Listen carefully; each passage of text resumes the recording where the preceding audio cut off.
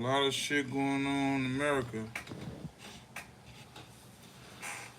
Now, four, five people, family members, five family members.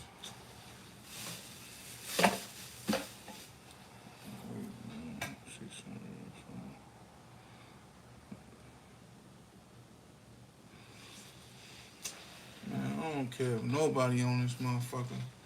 You gonna see this motherfucker when you see it. But look though, man, there's some crazy shit going on in America, bro. Four students in Idaho killed in their sleep. Now you got five people in Buffalo Grove that got killed, a whole family. Man, is this shit connected or what? Like, I know that shit Idaho way farther away and it's like a day drive, but that shit happened a couple weeks ago. Like, them motherfuckers who did that could be anywhere right now. Like, this shit wild, but I want to know what y'all think, though. We finna look at this shit, man. I got a load full of paprika, garlic, black pepper, and salt for the... We finna check this shit out, man. And just check out the similarities of, like, the crime. You know what I'm saying? Like, this shit kind of similar. No, man. It's crazy ass world out here, but check this shit out, though, man. Go back to class after the long holiday weekend as police seem to have few leads in the murders of 4 students at their home off campus. I'm Anjanette Lee. No, 4 students in their house dead off campus. Like, that shit wild, bro. That shit crazy. And welcome to Law and Crime Sidebar Podcast. We are taking a closer look at what we know so far in the murders of those 4 students a little more than 2 weeks ago. Maddie Mogan, Kaylee Goncalves, Ethan Chapin, and Xana Carnodal had been out for the night and were killed sometime. Yeah, they don't even know who did. They don't got no type of potential suspects or nothing. Like, they just lost. Like, they don't. The police probably don't know what's going on right now. They probably just like, what the fuck we got? What the fuck? Like, what the fuck? They did all. They probably did all the investigation work they can do. Man, that shit crazy. Like, 4 motherfuckers in their crib sleep, stabbed up, bro. After they returned home in the early morning hours of November 13th. Maddie and Kaylee were captured on a Twitch stream video at the Grub Truck. That was a food truck. Shortly before they went home for the night, they had been at the Corner Club bar before that. Ethan and Xana were dating and had been at a party at the Sigma Chi house earlier in the evening. Here's Captain Roger Lanier of the Moscow Police Department discussing the timeline so far. On the evening of November 12th and into the early morning hours of November 13th, Kaylee and Madison arrived home at approximately 1:45 a.m. after visiting a local... This happened on November 13th. People that did that can be anywhere right now. They don't know who did it. The people could be anywhere. They could be in Buffalo Grove. Not saying that's what happened, but man, like, bar and a street food vendor. Ethan and Xana were also out in the community at Sigma Chi, and they arrived home at approximately 1:45 a.m. 2 surviving roommates who were also out in the community arrived home at approximately 1 a.m. Now, later that morning, it was 11:58 a.m. A 911 call was placed from one of the surviving roommates' cell phones. They had actually called a friend to the house because... They say it was 2 students in the basement when it happened. Like, while they were getting killed, it was 2 kids in the basement asleep. Man, bro. They lucky. Like, either they lucky or they suspects. They believed one of the people who was actually killed was... Police said they cleared them already, but man, like, if I'm asleep, like, if I'm sleeping in the basement and there's 4 people upstairs and like, and I'm hear people moving around. Like, I mean, I'm just gonna be alert about that type of stuff. Like, if I'm in sleep, I'm gonna hear something. Like, that's just how I am. So like, maybe that was just like nonchalant, or they was just probably messed up, sleep, drunk, kind of. They came in late, probably, in that deep sleep. Only thing gonna wake you up is time. But man, they lucky them people whoever did that ain't come downstairs. Sleeping and unconscious. Police say the 911 call takers had actually spoken to more than one person who was at the home at the time. Autopsies revealed that the victims were all stabbed, and some of them had defensive. Brutal, real life brutal. The brutality of that shit. Stabbed, all four of them stabbed in their sleep. Man, like, I don't think it was one person though. I'm just say that, bro. For one person to do that,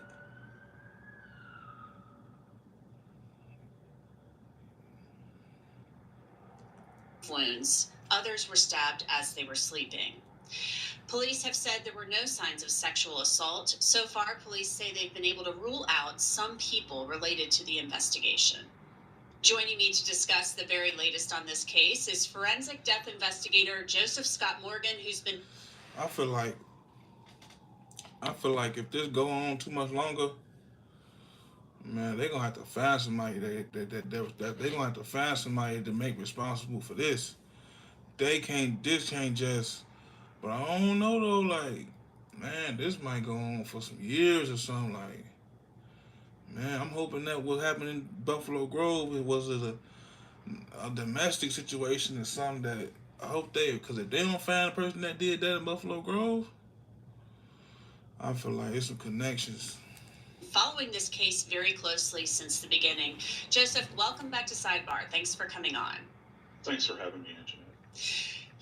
The timing of this is really interesting and kind of peculiar. This happened, a week week and a half before the long holiday weekend. So is there any way that. Another thing, too, like, what, like, there's some crazy people out here, bro. Like, you gotta be mindful and just be careful about like who you hang with and be careful of your surroundings when you go out, especially if you was just a group of females, because people out here trying to take advantage of people, man. Like, you gotta be mindful. Like, it's a wicked world. The fact that kids may have been getting ready to go home for the holiday. Yeah. In my estimation, right before Thanksgiving at that, like, think about the person that did this. They had killing on their mind before the holidays. So it's a person who ain't got probably no family, they got no love, you know what I'm saying? None of that, you know what I'm saying? No love, no family, none of that, you know what I'm saying?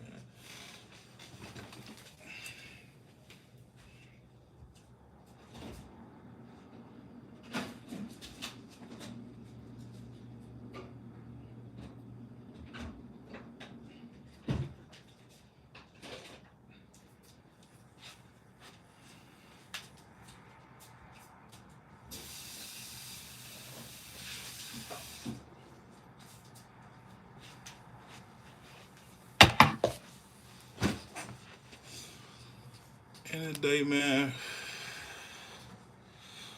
So I got one viewer, you know what I'm saying? But yeah, though. End of the day, man. This shit wicked. Yes, of course it could.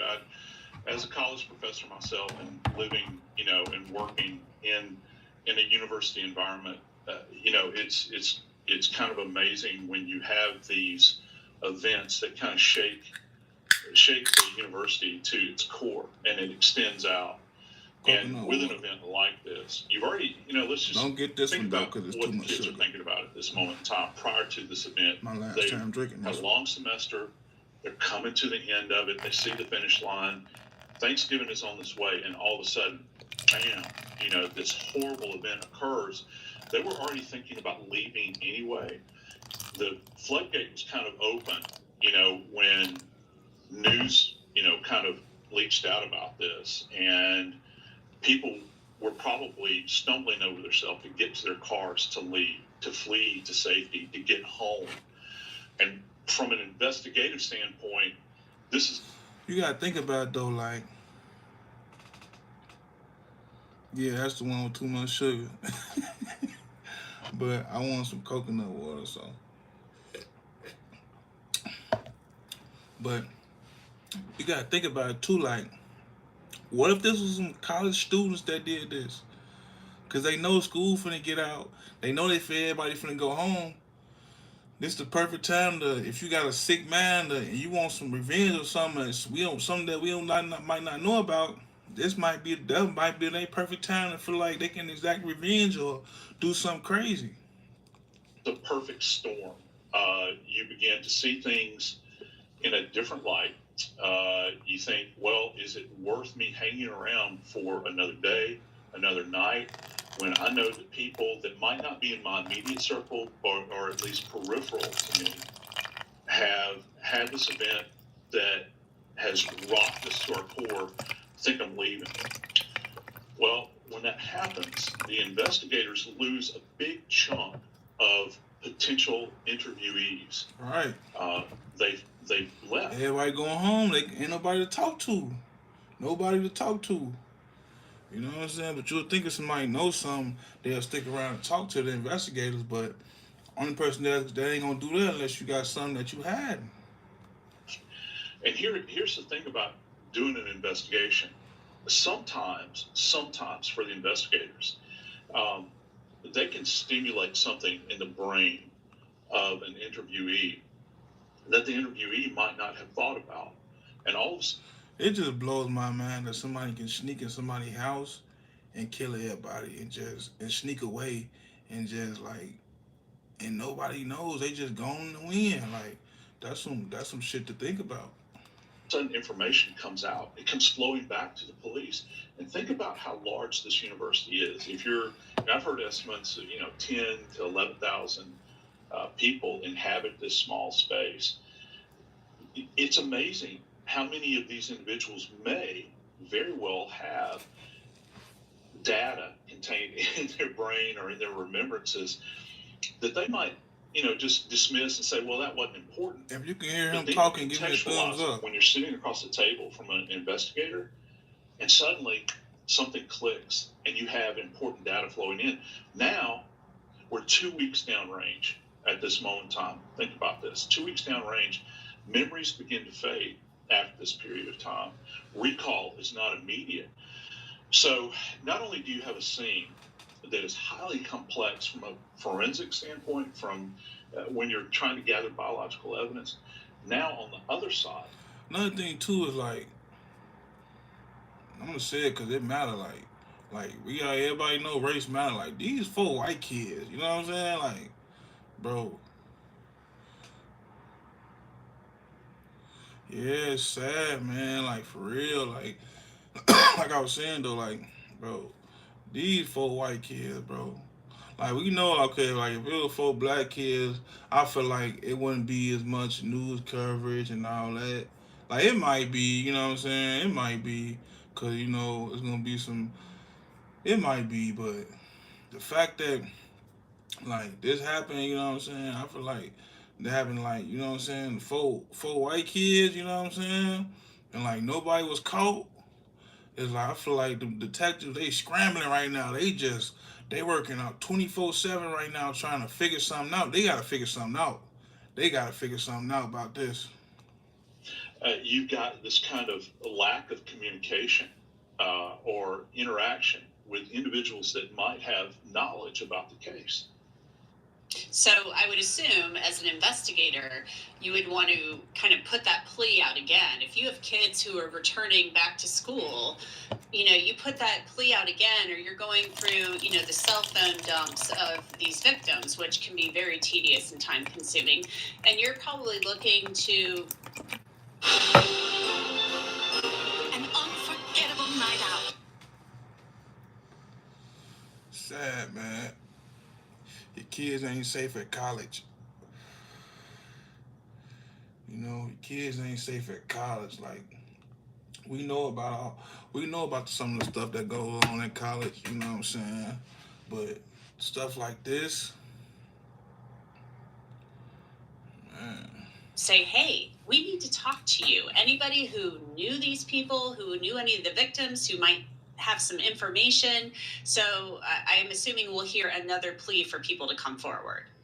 Yeah, you will. And the other thing that you have to kind of entertain with this, and you don't know if their remembrances have now been kind of polluted by virtue of the fact of everything they've heard in the news.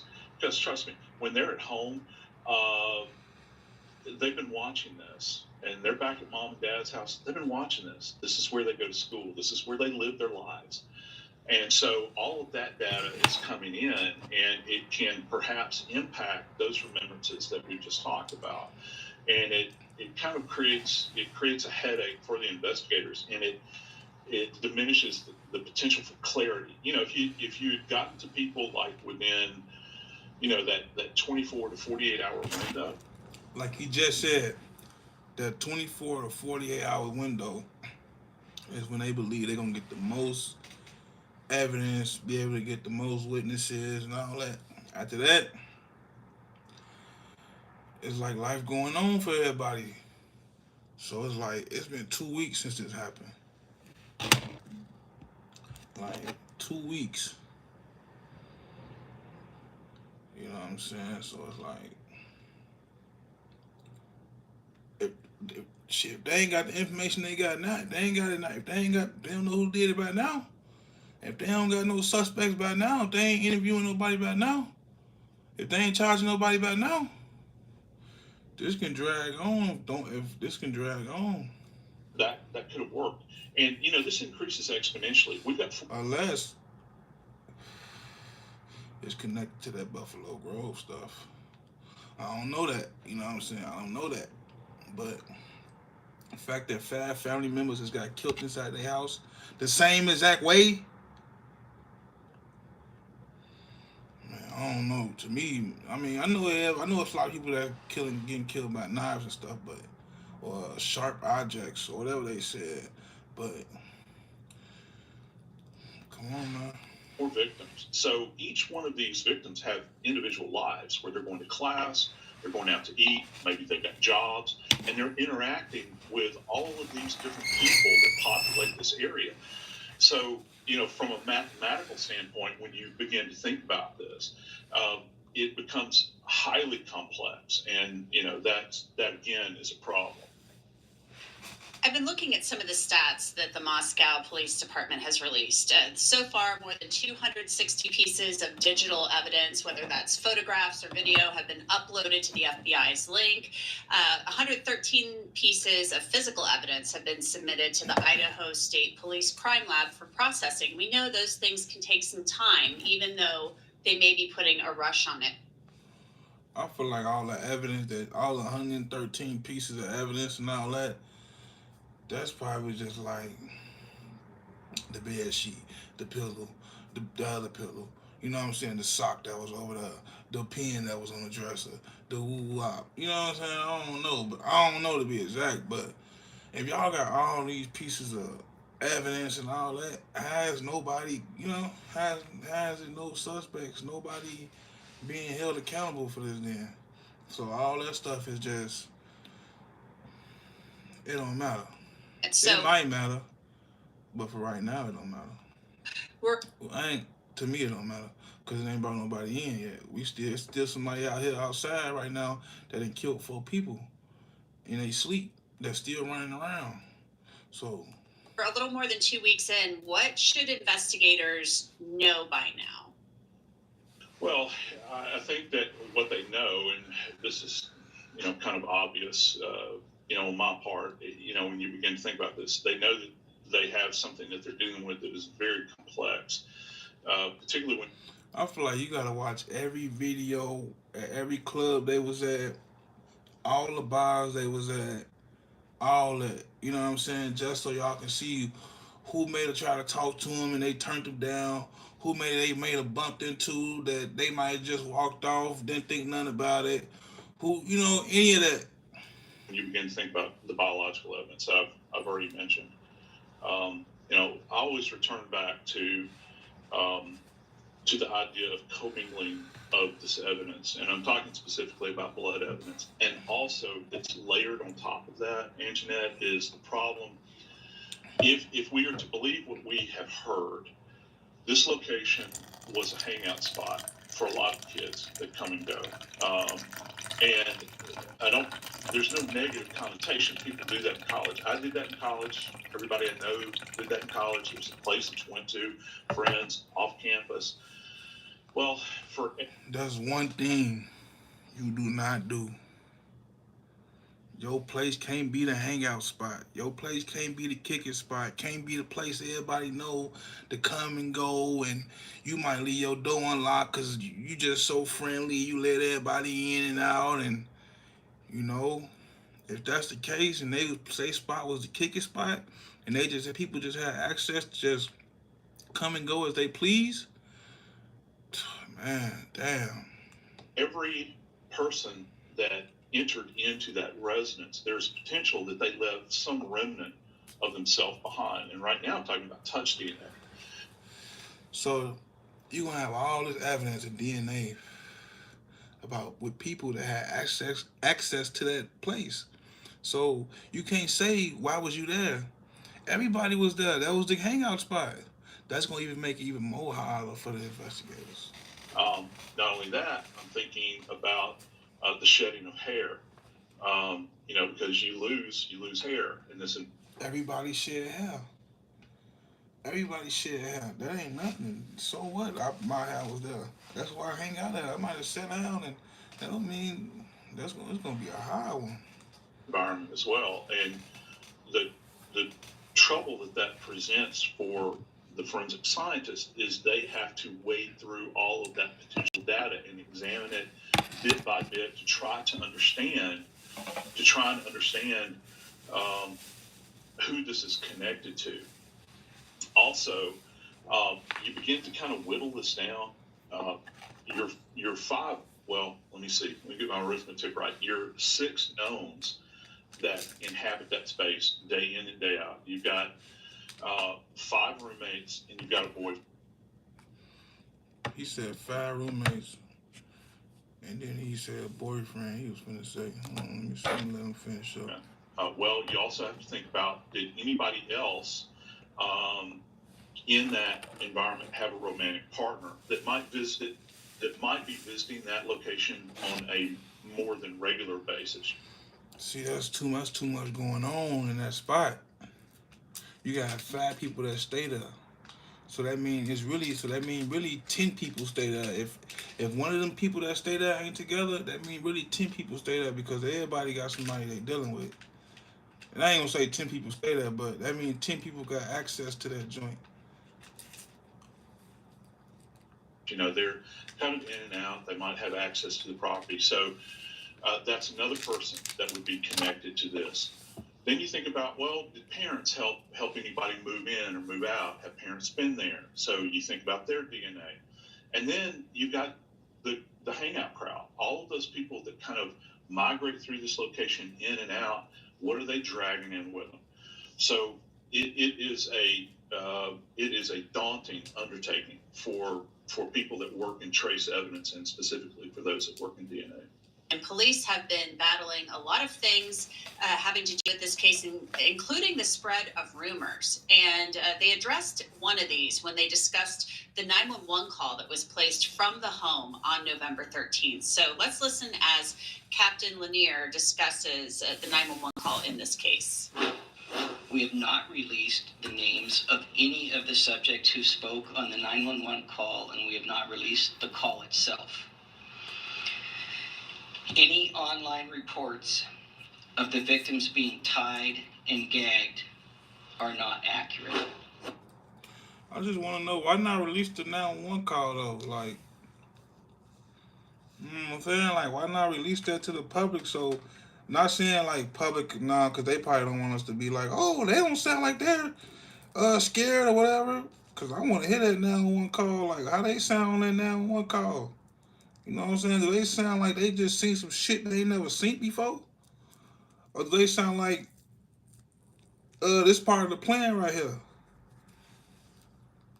Joseph, you heard Captain Lanier saying that the victims in this case were not tied or gagged or anything like that. So obviously there are a lot of rumors spreading about this case, and they're trying to dispel those rumors. But the 911 call itself, do you find it unusual that that has not been released? A lot of times in cases we hear these 911 calls, they're released pretty quickly, but they're not talking about who was on the call, who placed the call, and they're not letting us hear it. So why is that? That's what I'm saying. Why Yeah, not? I think that it's a major piece of evidence, or at least the police view it that way, and they want to try to keep this. How is it a major piece of evidence if they already ruled out the people that was living there as suspects? They the ones who made the 911 call. So how is it a major piece of evidence? Is they not ruled out as suspects? See, yeah, but them people, them police out there, I don't think they really kind of like, they ain't never probably dealt with no shit like this before. So they just kind of like all over the place. They done already told the public they safe, and then they had to come back and say, no, y'all ain't safe. You know, we had to bring, you don't know that yet. So I don't think they really know what they doing. You know what I'm saying? When it come down to something like this, it's like they lost right now. I feel like Moscow Police Department is lost. They gonna have to call in the FBI. They gonna have to call in all that if it wasn't done already. They gonna have to do all that because they gonna have to do all that. They need some help. As locked down as they possibly can. Um, I take issue, I think, with people that say that the police are lagging, or they're not on top of things as they should be. I think just the opposite. I think they're really on top of this, and that they're trying to keep in check all of the evidence that they have, whether it be, the blood evidence. And I've heard all these wild things about people, perpetrator possibly taking a shower at the residence and probably changing clothes with them. I'm not saying it couldn't happen, but a lot of the stuff is wild speculation because people want information for whatever reason. And I don't necessarily think that it's the people that occupied Moscow, Idaho. I think more than anybody, they want these crimes solved. People just have a thirst for information, and so things can kick off very, very easily, and rumors can start. I have no understanding where the idea of binding came up. It seems like it would be unusual with 4 victims, right? Yeah, it would be. How are you going to maintain that? And then, you open the door up. Well, I've heard people say that there was more than one perpetrator. I even heard one wild rumor that said there were 3 that went in. Where y'all hearing all this stuff at? Where'd you hearing these rumors? Who putting these rumors out? How's y'all hearing rumors? Oh, it was 3 people. It was like, how's you bringing this to the news? Is like a rumor is not a credible, like, that's nothing to be spreading. That, oh, it was a rumor. Why would you bring that to the? Why would you say that on the news? Why would you say that? It's a rumor that it was this and that. Why would you say all that? That's giving people energy to run with other narratives and stuff. But I mean, hey. And I don't see how people are coming to these conclusions at this point. And at this point, it's total and complete speculation. Yeah, he was finna say it's total and complete speculation, because that's what it all is. Speculation. Everybody just guessing right now. They just don't know. They don't know what's going on. They just in shock still. They just can't believe it. Until the police confirm it. And they're not going to release any of this information. Information is the coin of the realm, if you will. The data here is the coin of the realm. And they have to protect it very carefully. Because if they don't know who the perpetrator is, okay, at this point, anything that they can release, if they capture somebody, in this case, any information that's disseminated to the general public is disseminated to the perpetrator. And they can adjust their statement, when they are finally brought in for questioning. It's in. But that don't even matter right now. This is 4 murders. Why did they? What can you release to the public that's gonna tip somebody off to make them let y'all know that y'all on their trail right now? Like, I don't understand that at all, bro. That just seemed like some bullshit. Interesting you bring that up because They ain't one of the got things shit. That's I've been why thinking they about is the can't fact release that nothing. Cause they've everything they released know, we information already down about there the know. murder weapon in this case, or at least what they believe to be the murder weapon. And they've said that they believe they're looking for a fixed blade knife. That to me was pretty shocking because I'm listening to this press conference and they're talking about this, and this seems like a really key piece of evidence. It is the key piece of evidence in this case. It could lead you to the killer. Obviously, you want the public to know maybe what you're looking for and if they've seen something like this, but it also tips off the killer. So what were your thoughts on them releasing the fact that they believe this was a fixed blade knife? Because Right. Y'all already told us the weapon that was used, the type of knife that was used. So how y'all gonna try to keep other secrets? What's the point of giving that information out? That was the most vital information right there. they were obviously probably able to tell what made these wounds, or at least the coroner was able to do so. Yeah, yeah, they would have been, and I was shocked. I was shocked, because let's go over the descriptors that we've heard. We've heard military style, we've heard Rambo style, we've heard hunting knife, and more specifically, we've heard K-bar. And K-bar is a type of knife that is associated primarily with Marine Corps. Our Marines. Now that's something to think about right there. That's something to think about right there. Weapons that's associated with Marine Corps, the people that's trained to kill, somebody that can really probably can get in and get out. That's wild. That's wild. So to think about that, it might have been somebody that was, man. Carried K-bar since, I'm probably going to get this wrong, but I think since World War II. Or it might not have been a part of that, but had that type of training. Or maybe even before. It's a very specific type of knife. You can purchase them. Well, to have that type of training, use that type of knife, you would have had to be, I mean, have some type of knowledge of, military type weapons and stuff like that.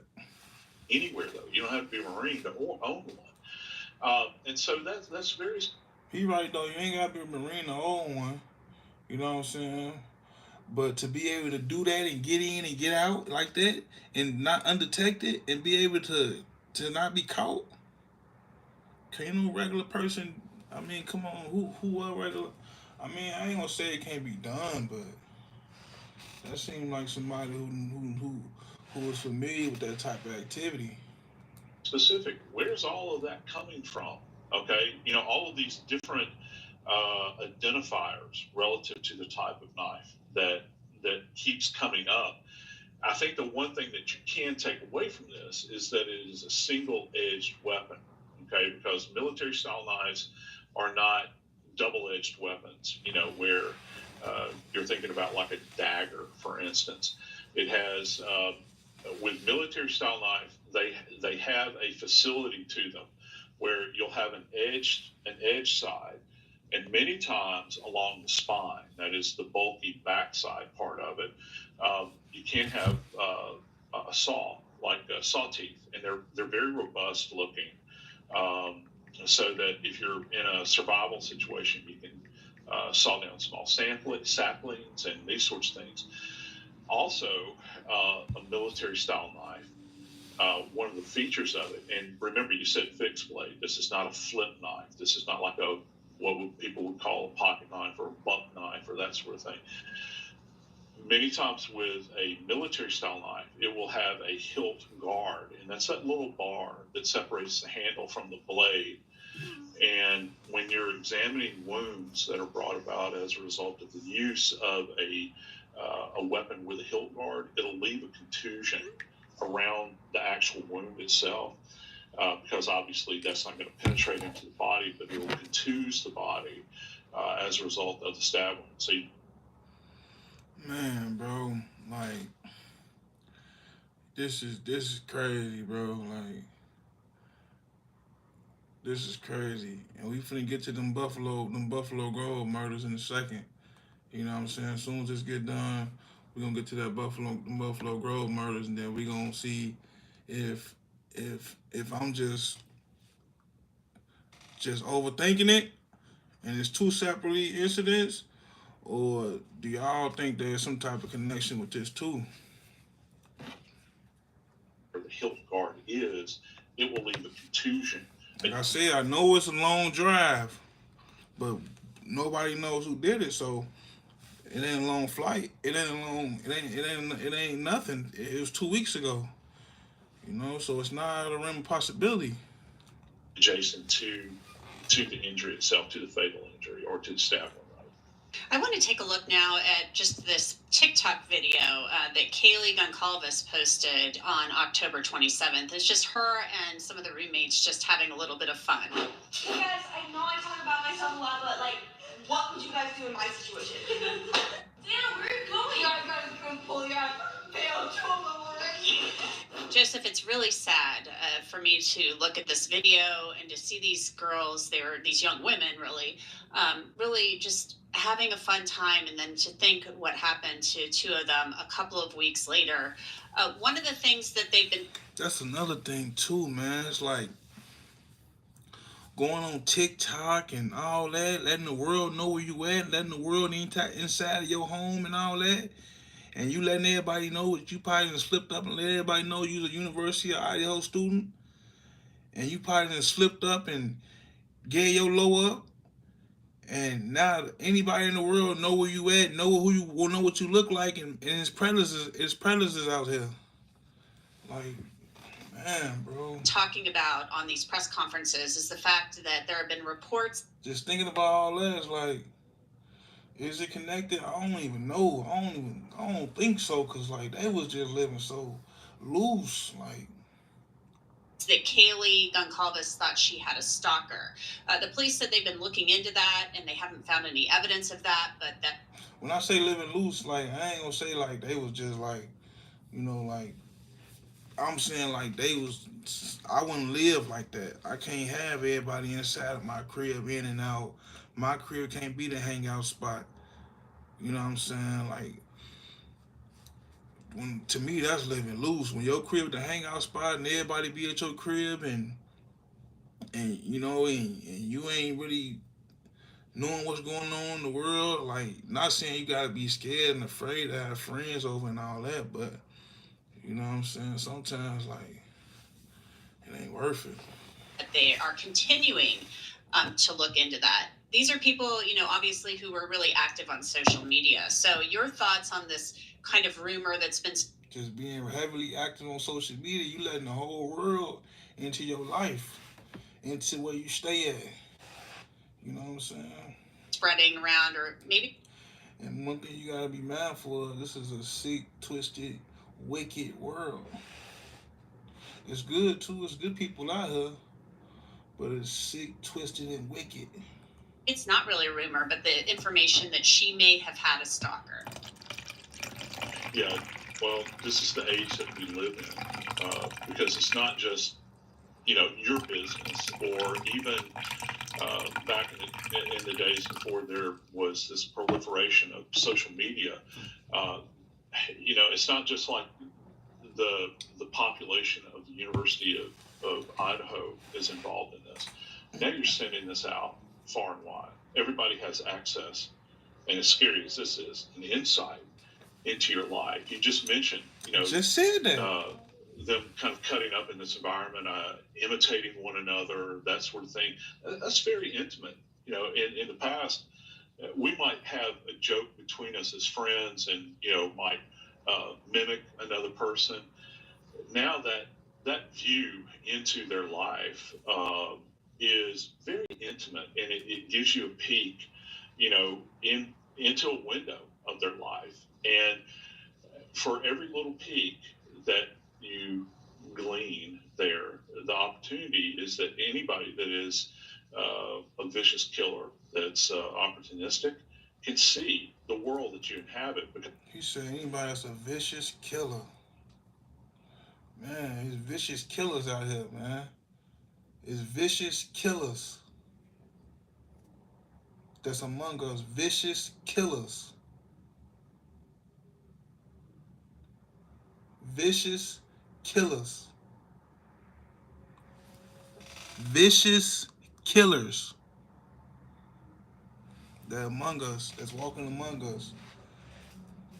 Vicious killers.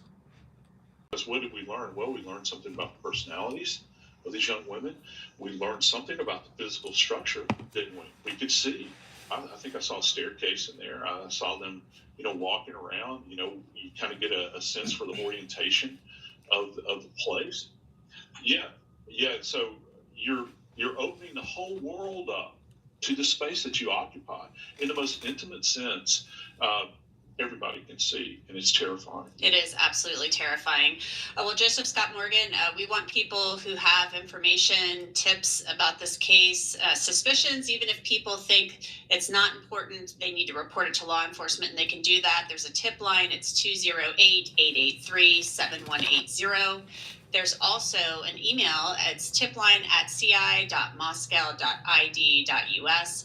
And digital media, photos, videos can be uploaded to fbi.gov/Moscow, Idaho. Joseph Scott Morgan, forensic death investigator, thanks as always for your time and your expertise. We really appreciate it. And that's it for this edition of Law and Crime Sidebar. Listen, man. It's been 2 weeks. You know what I'm saying? It's gonna be going on 3 weeks. You know what I'm saying? And we haven't got no significant updates. You know what I'm saying about this. So it's like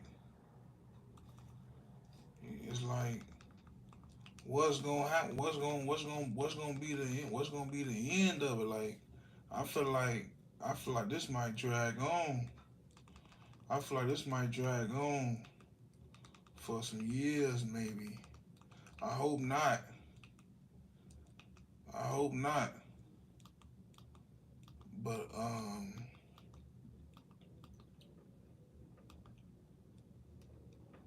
hope not.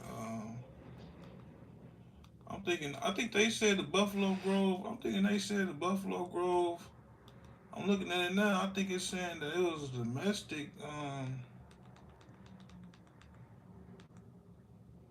Let me see.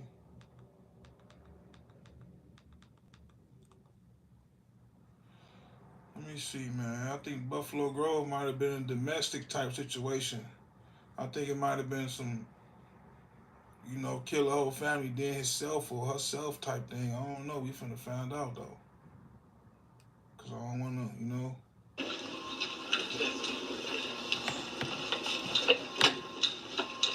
I'll send you mine as well.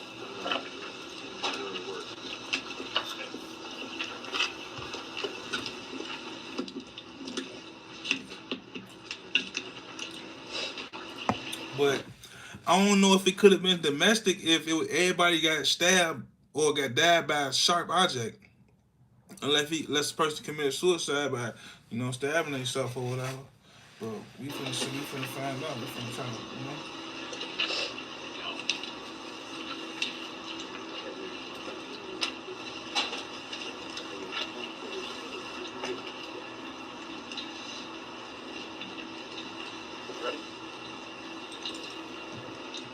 Good afternoon, everyone. Thank you for all coming out today. My name is Chief Ryan Budds, BRIAN BUDDS. I'm with the Buffalo Grove Police Department. First, Buffalo Grove, like, not too far. You know what I'm saying? So, on behalf of the men and women, for somebody to be amongst that's not too far, you know what I'm saying?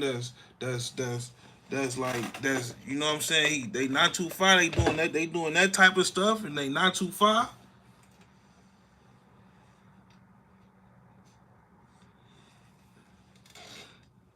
You gotta be prepared. You gotta be able to protect yourself with any situation. Like, man, like, make sure your door's locked. Make sure everything is locked. Make sure you checking who might be watching you when you come home and leave. Never think nobody ain't watching, knowing what time you come home and knowing what time you go to work and knowing what time you come home and yeah, switch it up sometime. Don't come home right away after work sometime or don't leave or whatever. There's always somebody watching. That's what I think.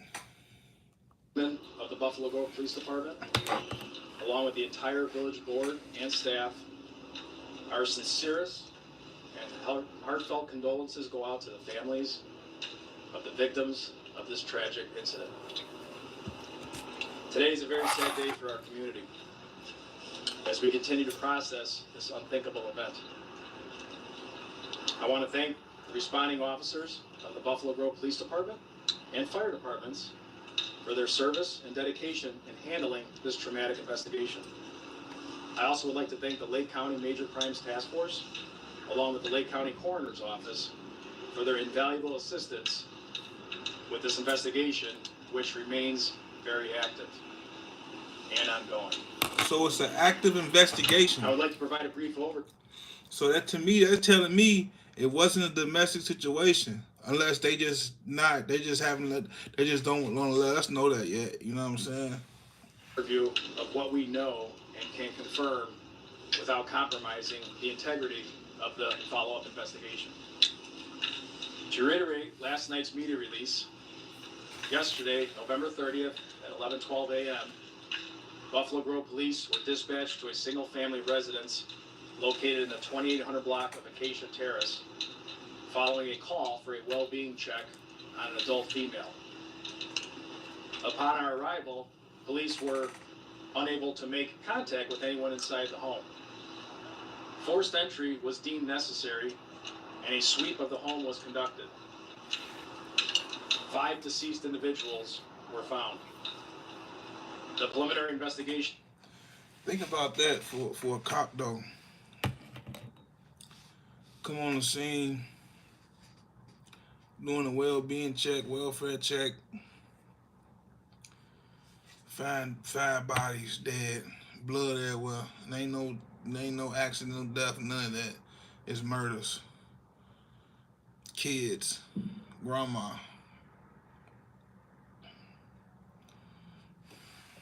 It indicates this was a domestic-related incident.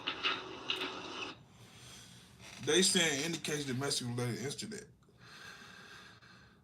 So that means it must be a domestic-related incident. They just ain't let us know that.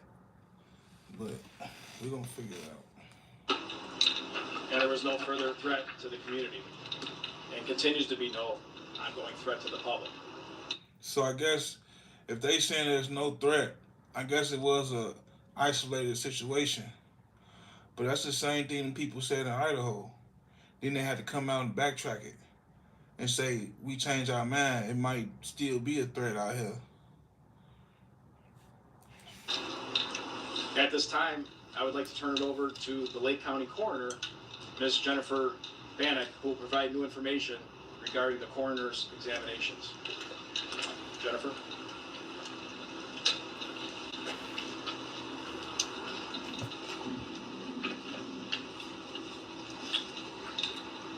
Good afternoon. My name is Jennifer Bannock, B-A-N-E-K. I am the Lake County Coroner. I'd like to echo the Chief's sentiments on behalf of the Lake County Coroner's Office, our condolences to the Buffalo Grove community and the friends and family of those deceased. Today I will identify the names and the ages of those decedents. Lilia Kislyak, K-I-S-L-I-A-K, 67 years old. Andre Kislyak, 39 years old. Vera Kislyak, 36 years old. Vivian Kislyak, 6 years old. Amelia Kislyak, 4 years old. 4 years old. To me, that sound like grandma, son, daughter. You know, it was probably married with their family. Probably had grandma living there. And whoever was living there or whoever was around them, because they said it was domestic, stabbed all of them. A 6-year old, a 4-year old girl, a 39-year old, a 37-year old, and a 64-year old, I think she said. At this time, the coroner's office has completed 4 of the 5 autopsies. It appears that the cause of death for those decedents are all sharp force injuries. Thank you. Now, when they say sharp force injuries, I wonder is that like something that they say just so like that so they won't have to say knife, because the Moscow people were saying fixed blade or some type of blade. They was identifying what it was that was used, but they not identifying what was used. They just saying a sharp object. Like it's a lot of sharp objects, so they might not be able to identify what was used there. They just know it was some sharp. That's probably what it is.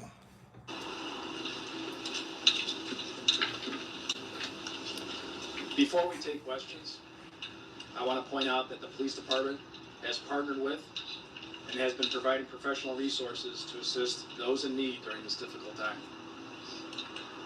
To the families, friends, neighbors, and to the entire Buffalo Grove community, we offer our thoughts and prayers as we mourn those who have been lost. We will now take a limited number of questions. Given the sensitive nature of this investigation, and out of respect to the families of the victims, we may not be able to share details for each question, but we will continue to keep the community informed of new information as it becomes available. Were there survivors? There were no survivors, and we were not made up anywhere of information that indicated otherwise. Chief, did you find a weapon? Because this is an active and ongoing investigation, we will comment on that at another time. I don't want to. Why not, like, I mean, they said the community was safe, but, like, why not, like, still give more little information out? Like, if y'all got the weapon, then say that. Because if you ain't saying that, that mean, like, I mean, it don't mean that, whoever did it ain't caught. But, I don't know. Compromise the integrity of the investigation. I just feel like if y'all know what the situation was, how is anything compromising the investigation if y'all already know what went down? If it's an open and closed case, what's gonna compromise the investigation? You called it a little thing today. It was determined that it was a co-worker of a female resident. Court records show that there appears to have been an order of protection. Wait, did he say a co-worker of the female resident did it?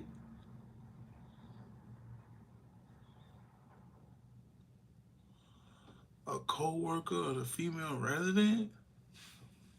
What the fuck?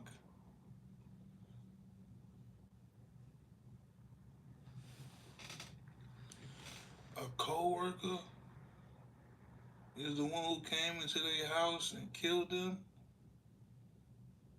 with a sharp object? Your co-worker?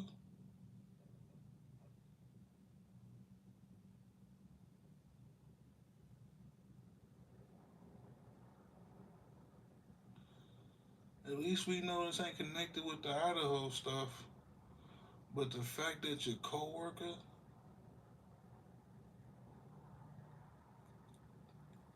came to your house, was able to get in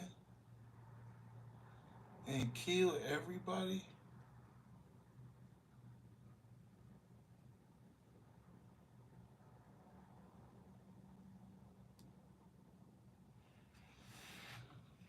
Can you comment on that at all? At this point, I'm going to withhold comment. Again, I'm going to refer to the fact that it's an ongoing investigation with many different agencies.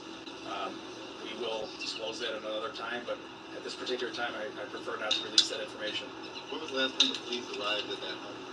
Again, we have the information, we're analyzing it. We're not prepared to release it at this particular point, again, to not compromise the investigation.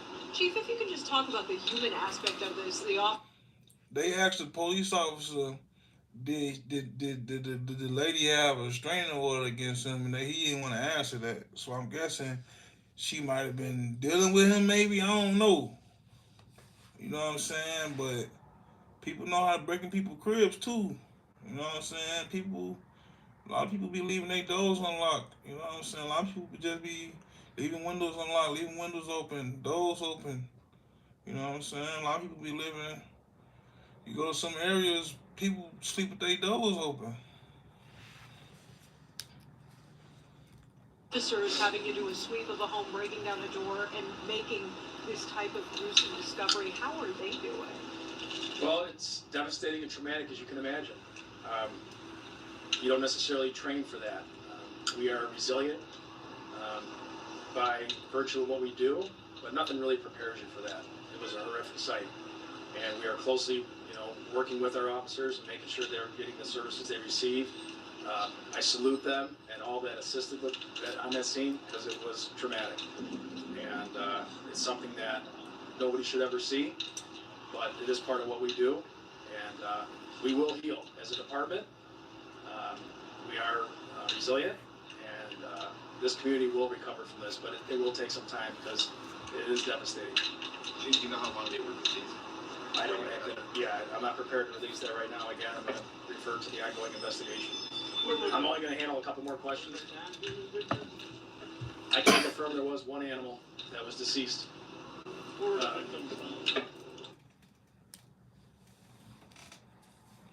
The man killed the dog or whatever animal it was.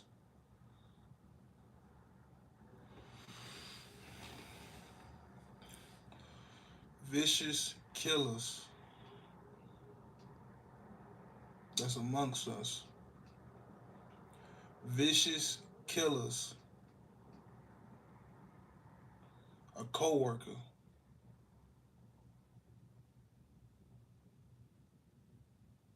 A co-worker.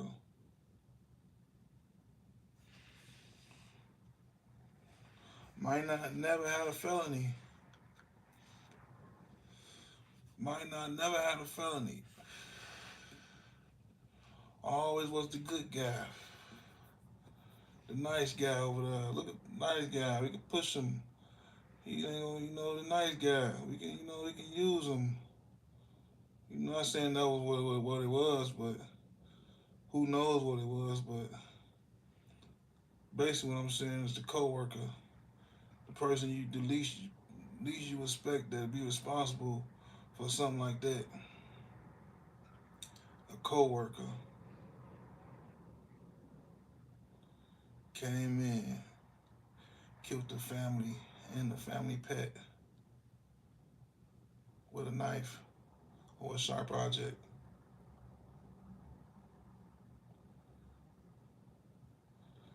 It's a wicked, twisted, sick world. A co-worker. Who knows what his motive was? Who knows what his thoughts was, or feelings was towards the lady? You know what I'm saying? Who knows what that was about? But the fact that your co-worker will come in your house, kill everybody because he feels some type of way, or whoever feels some type of way. They might not like you. You might just be, whatever it is. It just growing in them. They just don't want. They sick. They wicked. They twisted. And if they can't get rid of you by doing anything else, if all else fails, they crash out and kill you. Because that's what's gonna please them. killing you. This shit wild, man. This shit wild. Again, I'm not going to release that information because of the nature of the investigation. I have one more question I will take. Go ahead. Can you confirm who you guys believe at this point to be the person responsible of those victims? Again, I am not at liberty to discuss that right now, and out of the integrity of the investigation. We will reveal that at a later time. Jennifer, you know when the autopsy was done on the last visit? The last autopsy should be complete by this afternoon. Can you speak a little bit to the background of the victim, what they did? All right, folks, that's all the questions that we'll be taking for the day. I do have hard copies of a press release including the information that was provided today. Amy has those available over here. So at least we know that it's not connected. But what we do know is it's sick, wicked, twisted, vicious killers among us. I invested in Let's Go QQQ, a fund that gives me. There's people that snap and kill kids and stuff.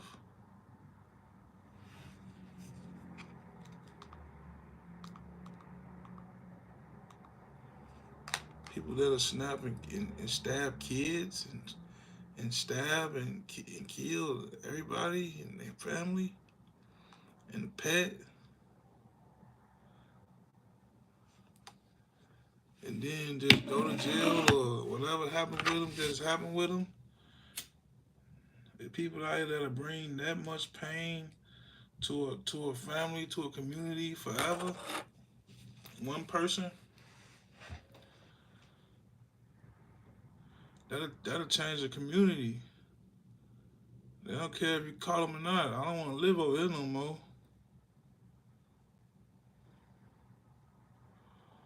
But in Chicago, it's murders every day. It was murders today.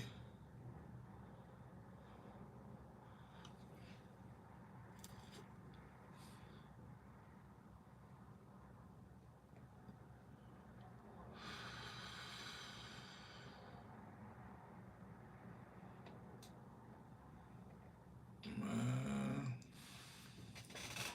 it's a crazy world.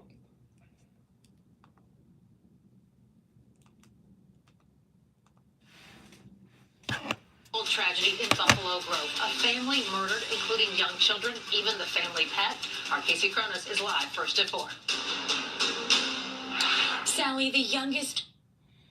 It's like the news just family murders, everybody murdered, even the family pet. Like it's like they just down like robots when it comes to this type of shit. Like even her, she finna talk right now. I could just tell how she just started off. It's just like. It's like it's just like nothing to them. Like they don't feel shit. I feel like how could you go on the news? Like how could you be a news anchor and you just find out some babies and the family was just killed, and you could just stand in front of the camera and just yes, and listen.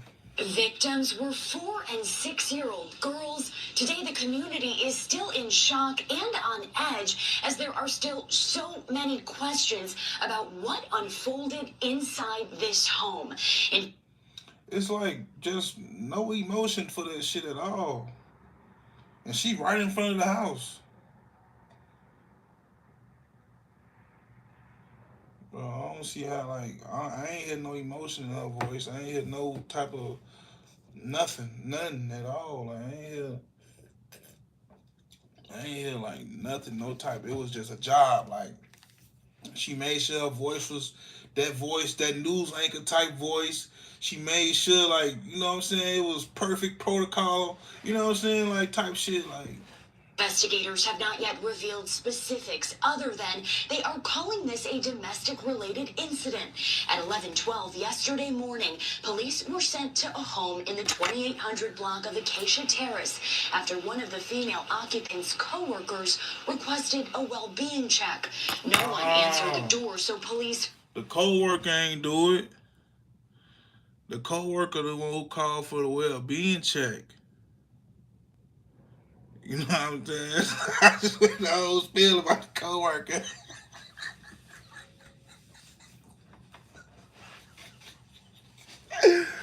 Hey, no, but all seriousness though, shit. I guarantee you I could look up a co-worker case that co-worker did some shit like that. And I'm gonna look it up and we're gonna do that another day. Forced their way inside and made a horrifying discovery. 5 people and a family pet all found dead. The Lake County coroner has identified the victims: 67-year-old Lilia Kislyak, 39-year-old Andre Kislyak, 36-year-old Vera Kislyak, 6-year-old Vivian Kislyak, and 4-year-old Amelia Kislyak. 4 of 5 autopsies have been completed. The coroner says those victims died of sharp force injuries. The autopsy of the 5th person should be completed by later this afternoon, and we've obtained a photo of one of the individuals found dead inside this home. This is a photo of Andre Kislyak, one of the homeowners. Well, So now I'm starting to think that the dude did it. Andre, well, because they showed his photo. Why would they just show his photo? And then they said they only did 4 autopsies. And those was the people that died from the sharp object. So that means he killed them, and then they waiting. They don't want to put his autopsy out because he probably died of a gunshot wound or something. You know what I'm saying, or something else. So he probably did it, killed his family, then killed himself. You know what I'm saying? That's what it sounds like. We gonna figure it out. it's devastating and traumatic as you can imagine. You don't necessarily train for that. We are resilient by virtue of what we do, but nothing really prepares you for that. It was a horrific sight.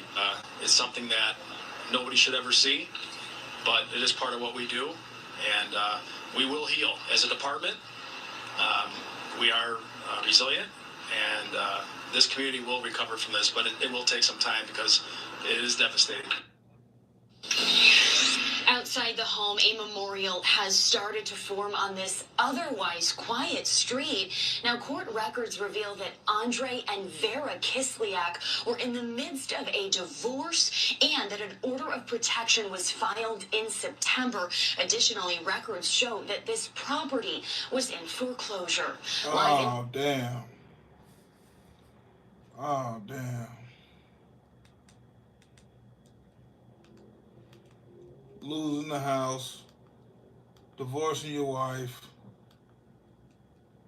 Man, damn. Yeah, it sound like he done did that shit, man. That's what it sound like. It makes sense now. Losing your house, wife leaving you. Yeah, it sound like he done did that. It sound like he did he killed. Man, bro, that's some sick stuff, bro. Killed his daughters. Killed his own daughters.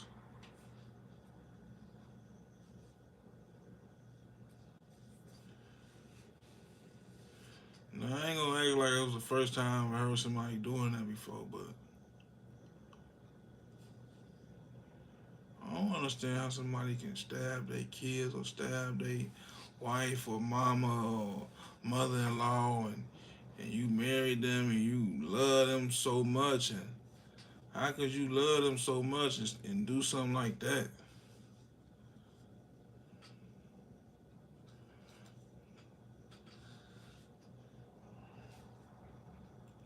Man, that just let you know that he was one of them vicious killers that was among us that was capable of doing something like that. What them Idaho students went through. He was one of the people that was capable of doing something like that. But he did it to his own family.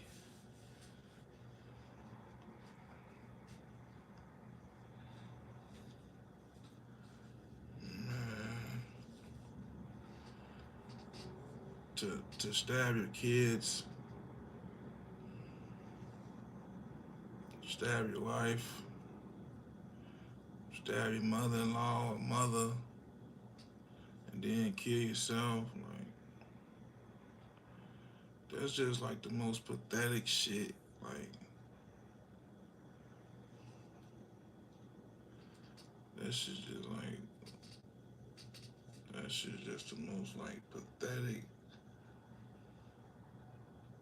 It's that Chris Benoit shit. Like, that's that Chris Benoit shit, man. Oh, oh no, man. That shit wild. Y'all don't know who Chris Benoit is. Look that up. Chris Benoit. Chris Benoit. I think his last name B-E-N-I O-I-T or I-O-T. B-E-N-O-I-T or something like that. Benoit or something like that. Might do a story on that, but might not. Probably not, because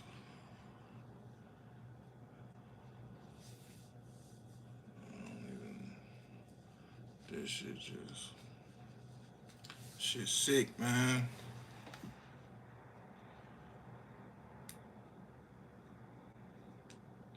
Man, all that better be safe out there, man.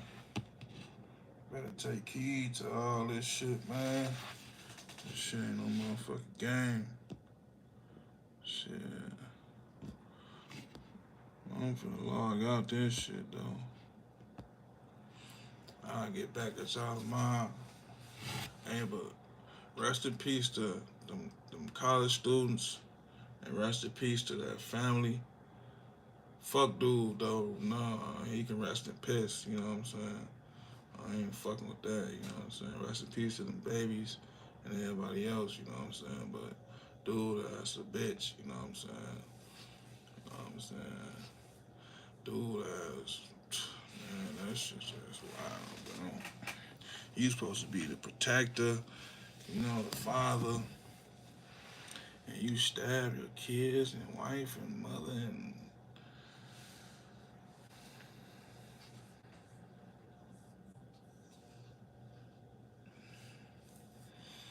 yeah, man, be careful who you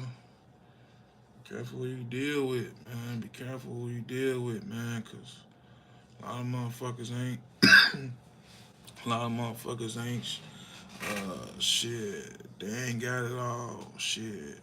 They ain't stable in the head.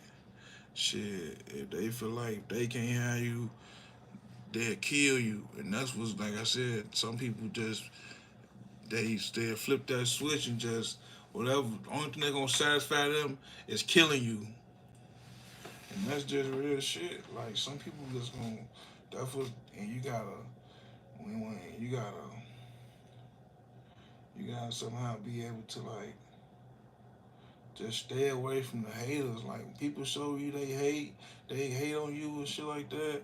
Just stay away from that because that hate gonna turn into envy and jealousy, and you know what I'm saying. And that shit gonna turn into something that's gonna be, you know, deadly. You know what I'm saying. You gonna have to put their ass down. You know what I'm saying. You gonna have to put their ass right down, like to sleep. You know what I'm saying. Cause motherfuckers gonna feel that way. Once you start leveling up and keep leveling up, people gonna start to feel like the only way it's gonna satisfy them is killing you. It's like, no, I ain't. They don't even want to try to be in none involved or none of that. They just want to get you away, get you up out of here. They don't want to see that. They don't want to see you shine. They wish you would try to shine. You bet not shine. Real shit, you bet not shine. Shine if you want to. Yeah, it's like that type shit. So yeah, you gotta be able to be defensive. You gotta be able to defend yourself when it comes to anything. You gotta know how to fight. You ain't always gotta shoot. You gotta know how to fight. Know how to put a motherfucker down with your hands. You know what I'm saying? But I always try to evade, get away from that shit, stay away from that shit. You know what I'm saying? But yeah, man, I'm finna get up off this shit though, man. You know what I'm saying? I'm gonna tune back in tomorrow. We gonna go into some other shit. You know what I'm saying? And, you know, keep it real about this shit, man. Cause this shit serious business, man. For real, man. But I'm out.